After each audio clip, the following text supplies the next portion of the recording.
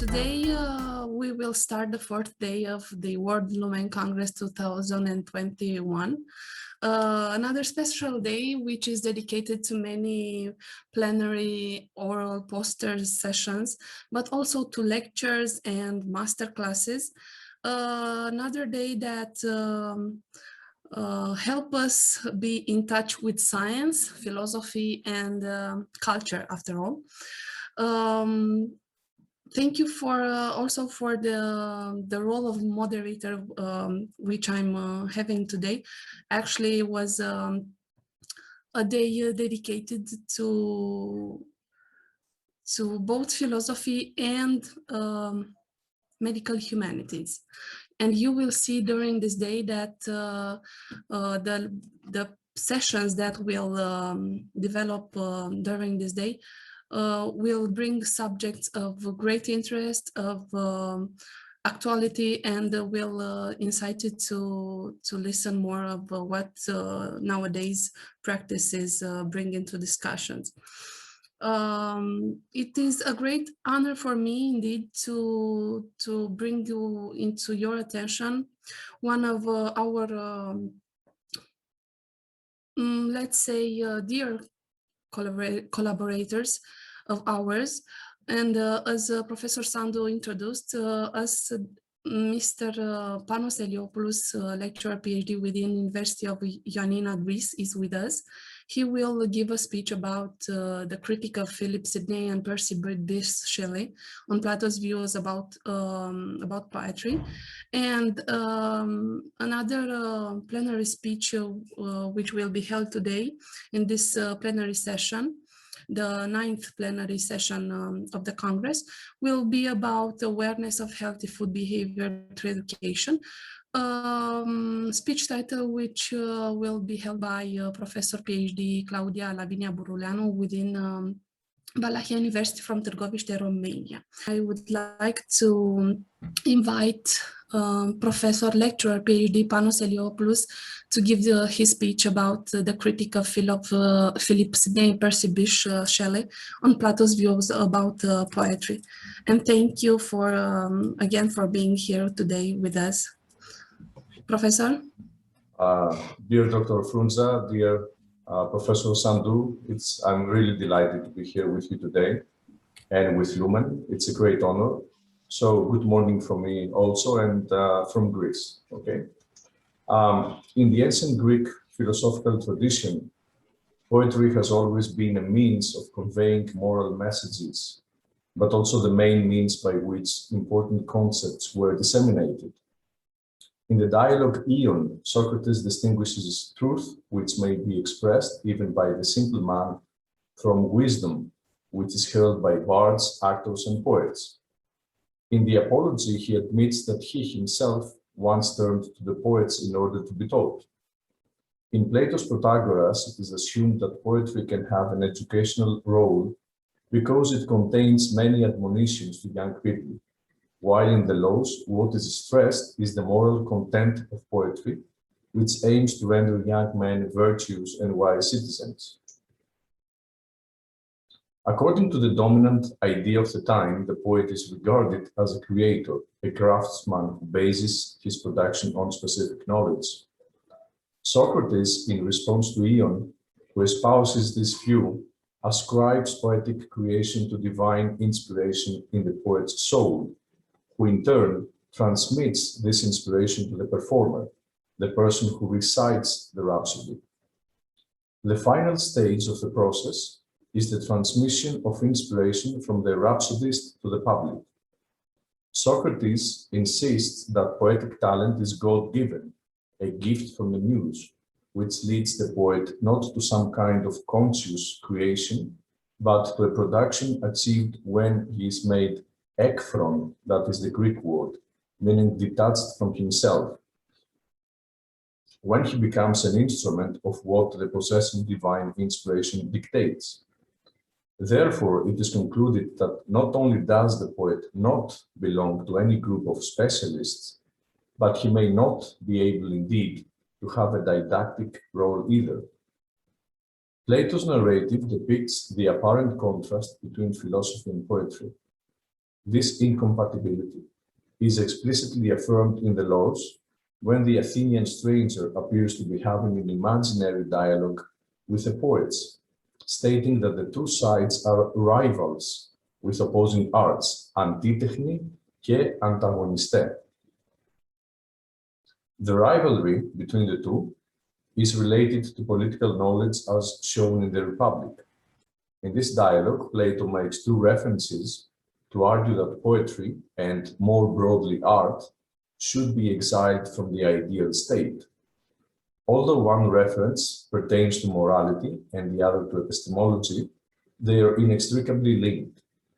The philosopher concludes that the citizens of his ideal state should not have the freedom to claim poetry and art as the source of their value and moral system, or even to claim them as influences in their lives, as was the case, for instance, with the citizens of the Athenian state. The reason is that his ideal state, the Republic, has set the ultimate moral norm and value to be people's pledge of full allegiance to reason. Their wishes and feelings, as well as their volition, are entirely dominated by rational thought.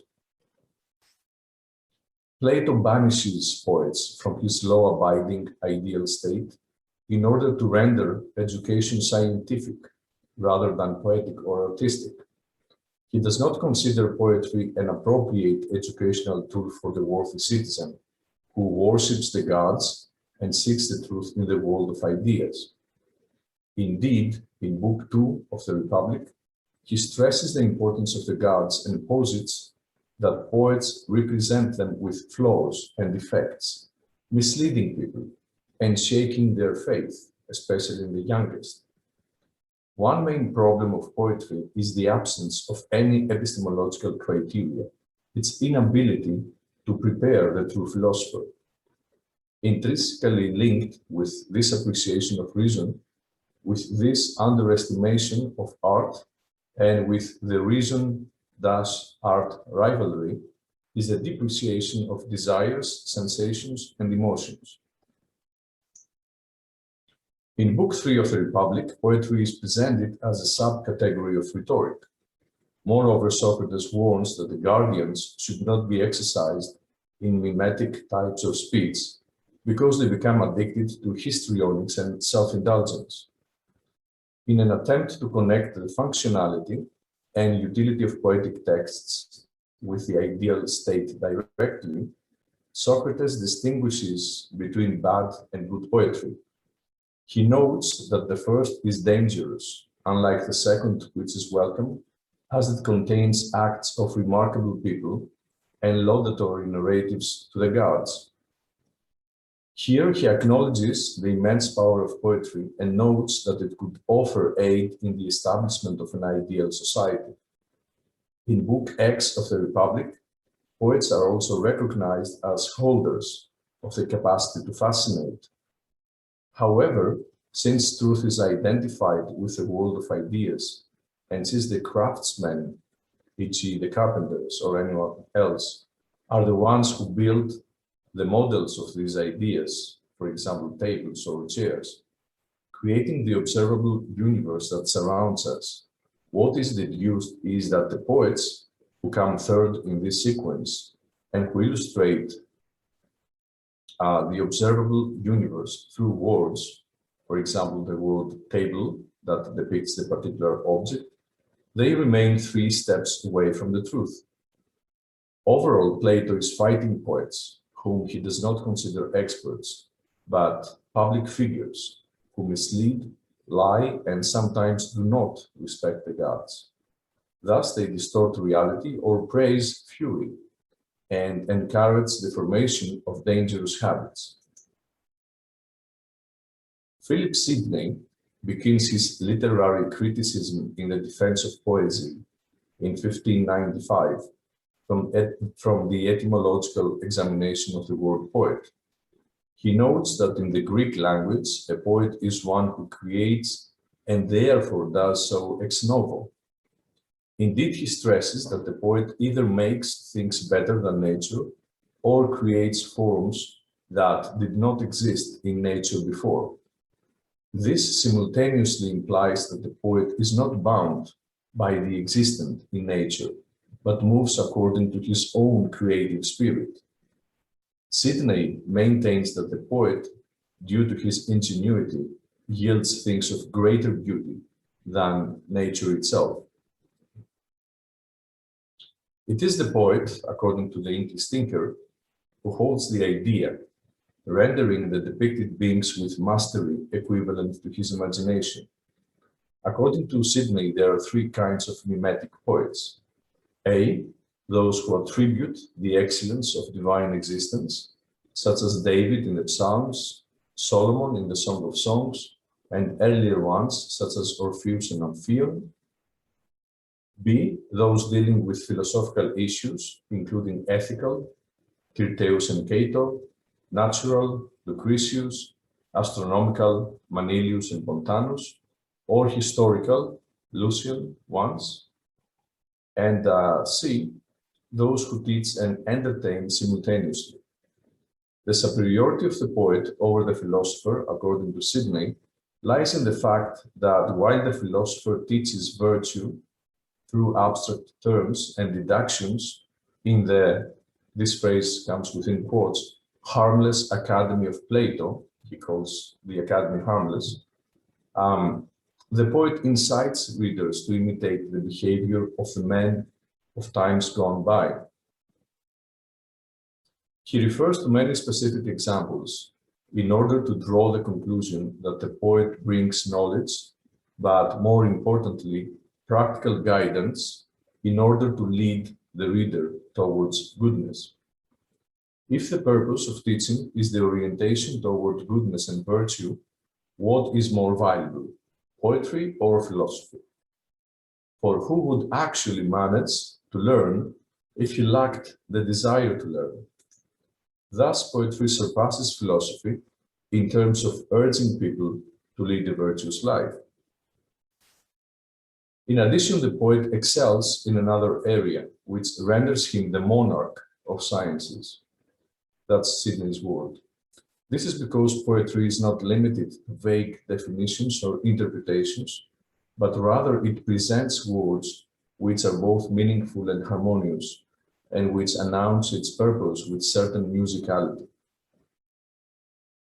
As for the accusations of Plato that the poet also represents the obscene and not just the good, Sidney replies that just as the geometer recognizes both the oblique and the straight, just as the mathematician distinguishes between odd and even numbers, so does the poet reveal what is shameful or evil in society, to highlight the beauty of goodness.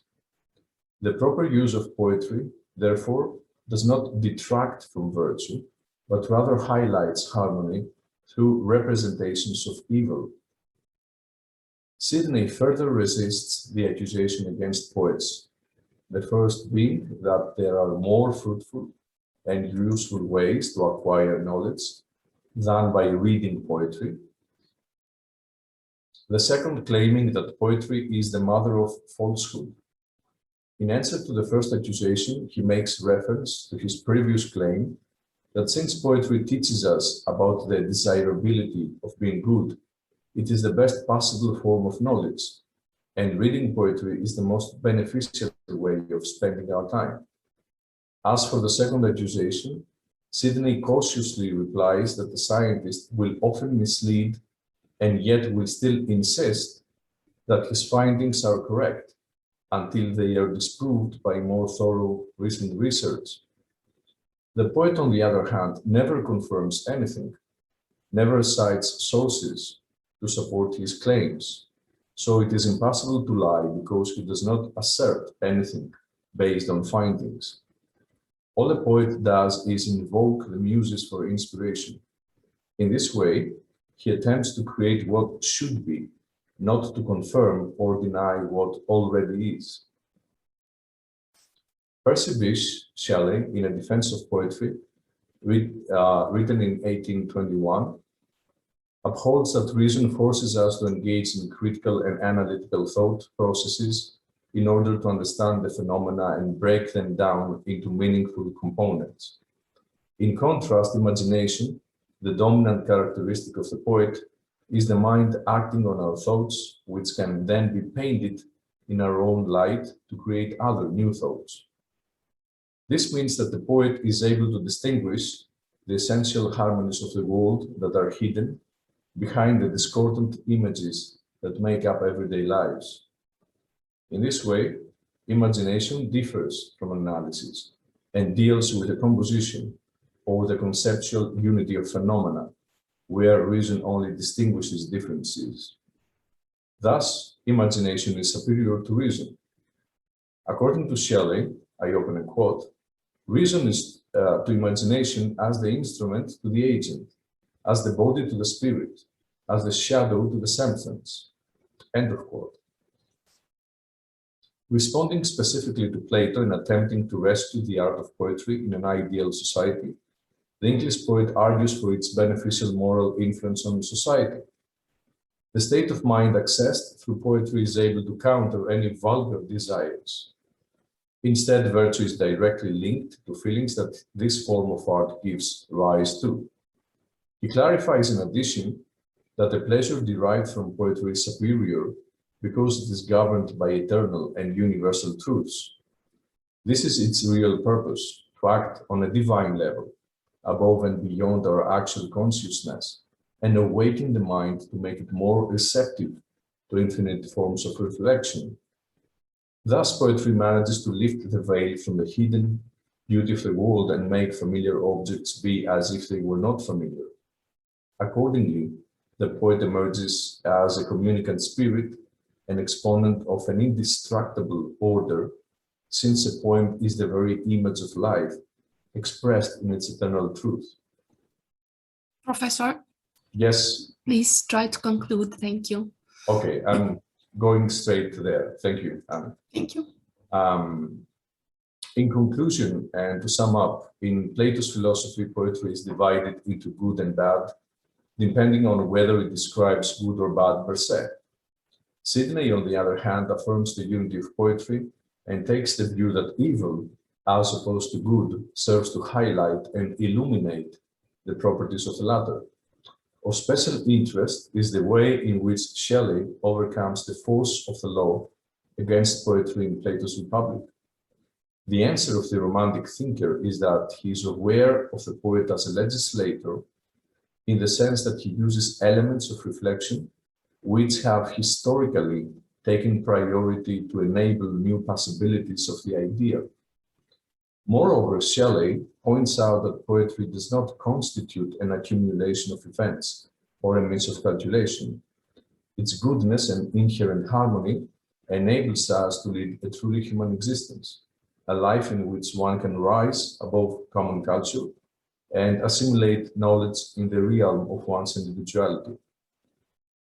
While the Athenian philosopher ascertains that the weakness of poetry lies in the fact that it is not based on reason and will, the English poet considers this an advantage. Thus, poetry can never be connected with vice or malice. Poets, concludes Shelley, are the hierophants of incredible inspiration, the mirrors of the gigantic shadows cast over the present by the future, the unacknowledged legislators of the world. Thank you, and I'm sorry if I occupied some extra time. Thank you, Professor Eliopoulos. Thank you for introducing us in the world of Plato's views about poetry, and also for the philosophical startup of this fourth day of World Lumen Congress 2021. We will go further to the next presentation, and after that we will have a small discussion dedicated zone. And now I'm inviting Professor PhD Lavinia BURULEANU from Valahia University of Targoviste to give her speech about awareness of healthy food behavior through education. Professor BURULEANU, we are listening to you. Thank you for being here with us. Thank you very much. Good morning, everyone. I am more than glad and honored to be here to this impressive Congress. Thanks a lot to organizers for inviting me. I would like to ask if it is possible to share screen, to make a share screen and to put to everyone yes, of course. the presentation? Thank you very much. I will try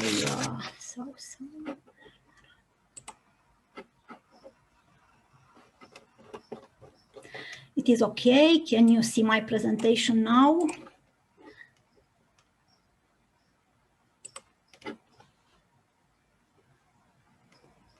So it is okay? Yes. I cannot hear you. Yes, it's okay. We can see you. Thank you very much. It is a large image. It is okay as it is on your screens. Yes, that's fine. Thank you. Thank you very much. Thank you very much.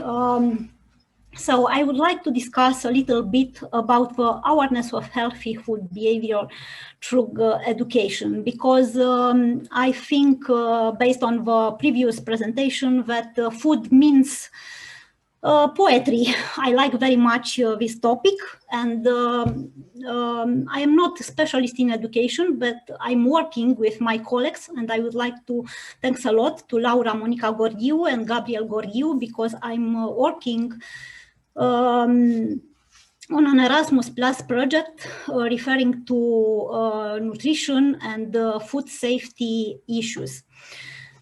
So I'm thinking what it could be of interest for you in this context of the pandemic period, and I choose the topic of the biological active compounds of food because it is very, very much discussed in the last period, starting from March 2020. This is the content of my presentation. I would like to cover all these topics in the next minutes, so that to be in time, and I will be very glad to receive your questions at the last of the session. So, people health and well-being are strongly related to food, and food plays an important role in the daily life and well-being of both adults and children. We are aware more and more that childhood food experiences are important guides to eating behavior in adults. Considering current public health challenges in Europe, such as the low consumption of vegetables among children and COVID-19 issues, new strategies focusing on promoting healthy lifestyles are needed. If the food security was defined according to Food and Agriculture Organization of the United Nations to be the access of all people to safe and nutritious food in order to meet their dietary needs for an active and healthy life, the quality of food is a very complex issue, including its safety and sensorial attributes. Consumers increasingly understand the influence of food on their health and pay more and more attention to eating food with beneficial health effects and positive environmental footprint. Referring to food and consumer view of food, I can discuss about the beginning of new era in nutrition, but it is not a new era because starting about 40 years ago at the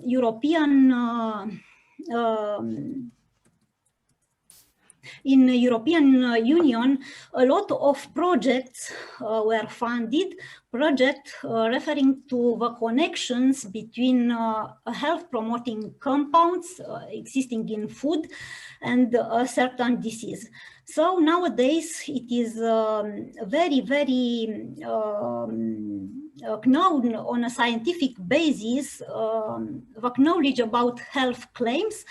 And these health claims were put to the producers' disponibility, so that the market nowadays it is able to offer to consumers a lot of food, not only food in their known matrix, but also food with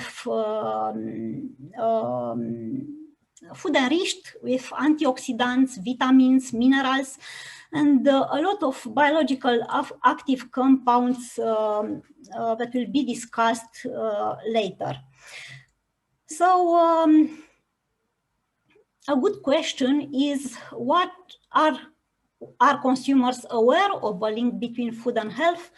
Of course, we can receive a lot of answers around the world, but it is very well known today that food is full of properties that we perceive with our senses of smell, touch, hearing, sight, and taste.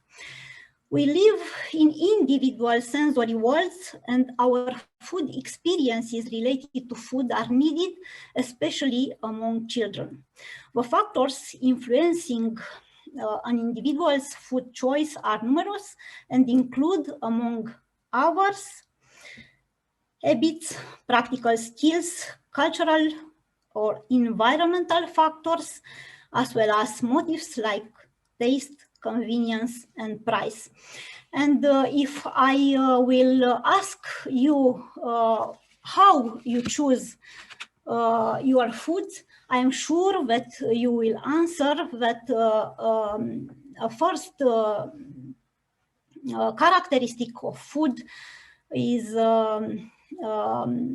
related to the sensorial attributes of these ones. So dietary challenges have evolved during the history of human species on Earth. The first of these challenges was to select from nature foods that can provide adequate energy and nutrients. It was mainly the advances in understanding the relationship between nutrition and health that resulted in the development of a concept of functional foods, which means a practical and new approach to achieve optimal health status by promoting the state of well-being and possibly reducing of disease. So we discuss nowadays a lot about molecular nutrition, tailor-made personal food, and not in the last about nutrigenetic food. So nutrigenomics is to help to understand how we can use nutrition to prevent many of the same diseases for which pharmacogenomics is attempting to identify cures. Because we are not people with the same characteristics, we are individuals. So the medicine nowadays try to find out more and more about nutrigenomics. Referring to the trends in food choice, probably part of you can answer that you are searching on market food without additives, without edulcorants, without preservatives, without some colorants, for example, or biological food products, because probably the functional foods, it is not very, very known by people with basic knowledge.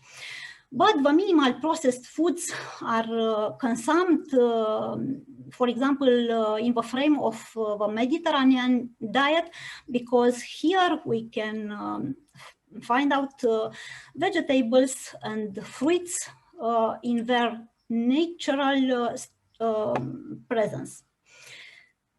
I would like to discuss a little bit about the biological active compounds of food, because nowadays we can see an unprecedented aggression of a wide range of cytotoxic factors that requires maximum adaptation and the defense response of the body. The consequence is the appearance of and development of some pathologies, many based on an inflammatory processes. And in the last 1 year, during the pandemic period, the specialists tried to make a connection between the biological active compounds found and the fight against the inflammatory processes, because as you can see, SARS-CoV-2 is mentioned in this list. Many of these biological active compounds exhibit potent inhibition or modulation of several signaling pathways of key pro-inflammatory and pro-thrombotic mediators. Different food constituents, such as phenolic compounds found in fruit, vegetables, cereals, and fermented beverages, such as wine and beer, also beneficially affect platelet function. So here are mentioned the inflammation promoting factors. And as you can see, the unhealthy eating behavior is mentioned here. But a lot of literature is mentioned in different journals, open journals. It is important to emphasize that biological active compounds are not the panacea to treat COVID-19. The adoption of a healthy diet characterized by many of these molecules, biological active compounds, as I said previously, along with a healthy lifestyle, may help maintain hemostasis and prevent thrombotic complications. The COVID-19 pandemic causes a huge burden for affected countries. Several public health interventions were applied to contain the infection. However, the pandemic itself and the lockdown measure negatively influence people's lifestyles and psychological health. In the next 3-4 slides, I have been mentioned some interesting aspects from literature. The publishers offer generous spaces for researchers and authors in order to publish different aspects related to the pandemic period. Including here the aspects related to food. It is not enough space to discuss about this topic because many articles were written, but I have been mentioned here with different colors the main topics. So depression was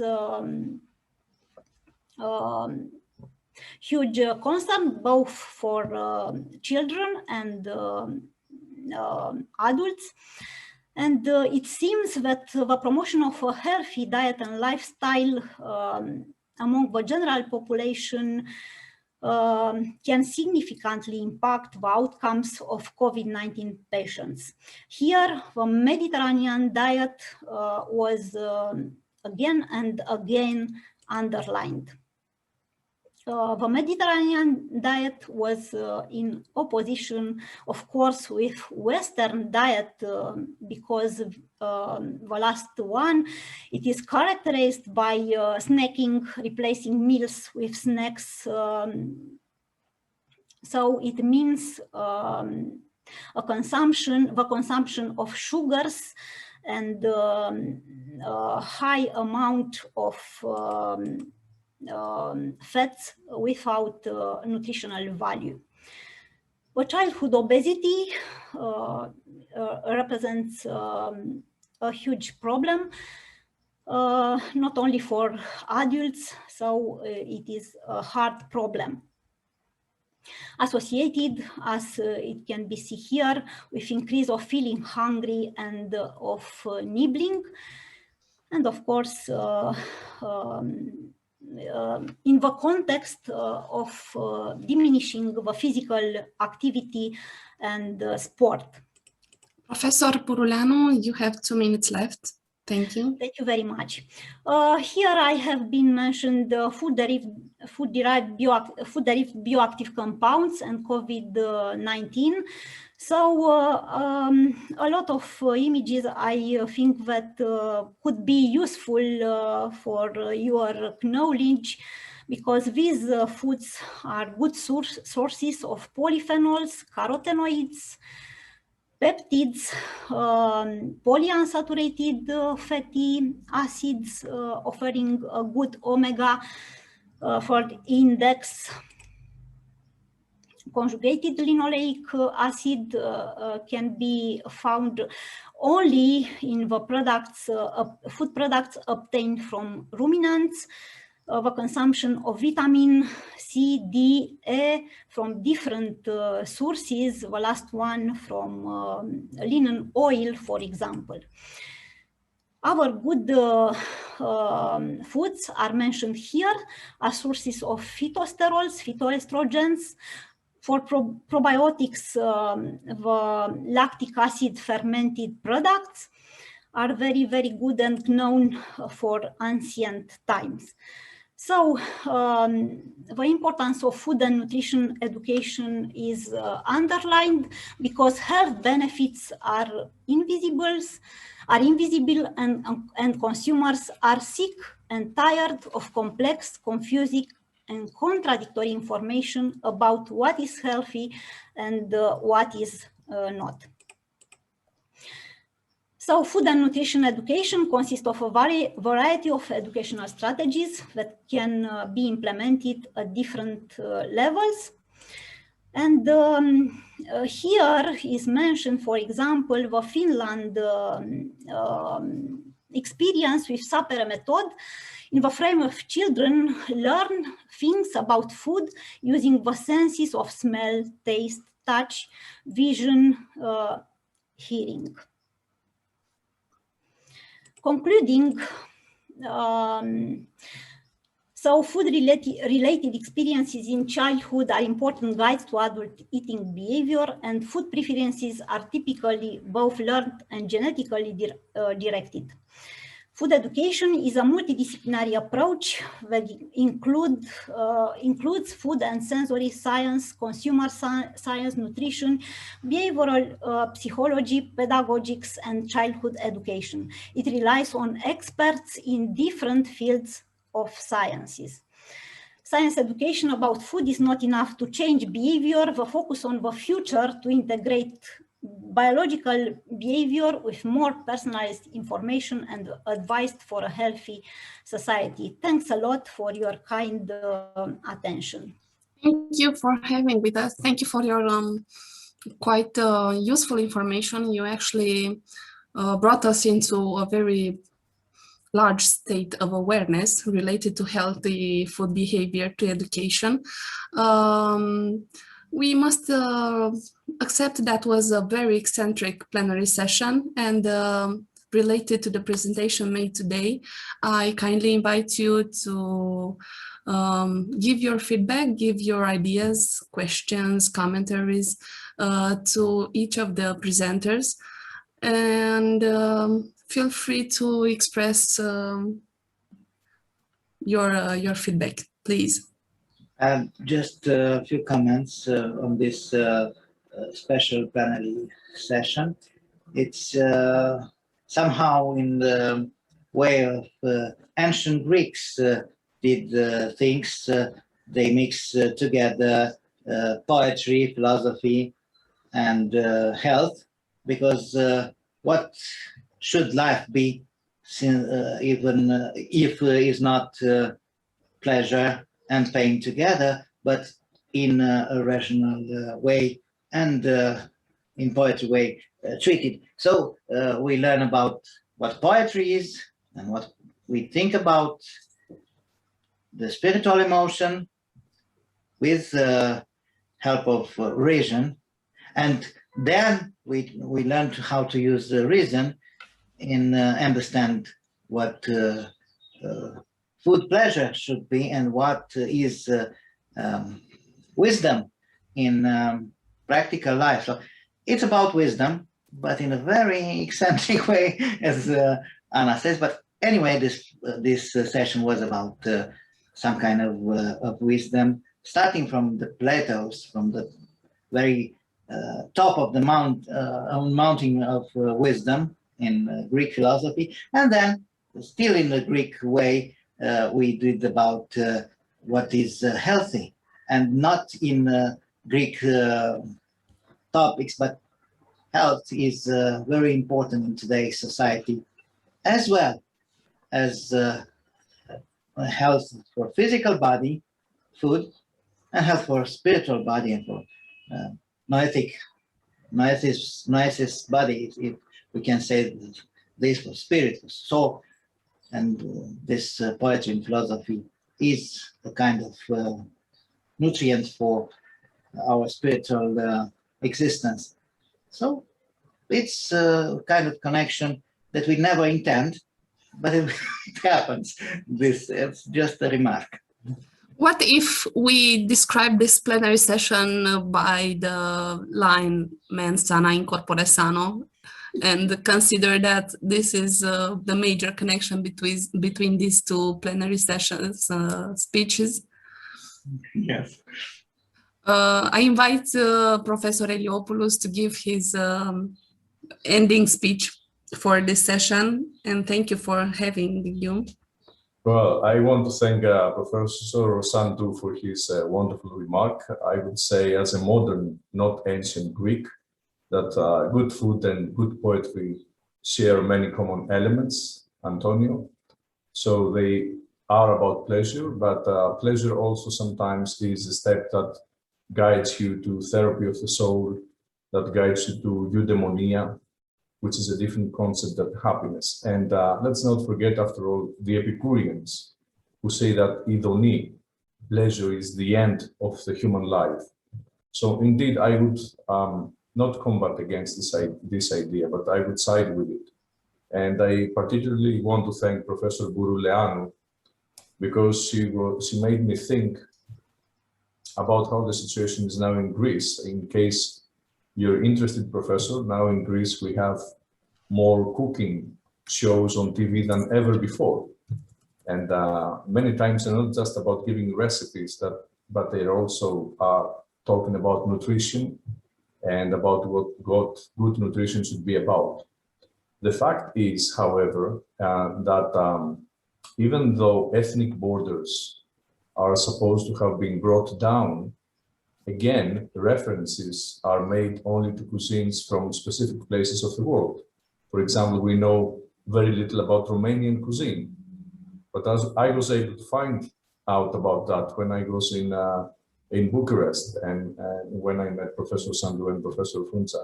So you see, again, we don't know about each other's cuisine. Perhaps our cuisine here in Greece is more known, but again, not as known when you go to smaller places like places in villages or in the mountains. Anyway, I want to sum it up very quickly here because I was asked for a brief comment. I would say that in Plato's world, and that has to do with my paper,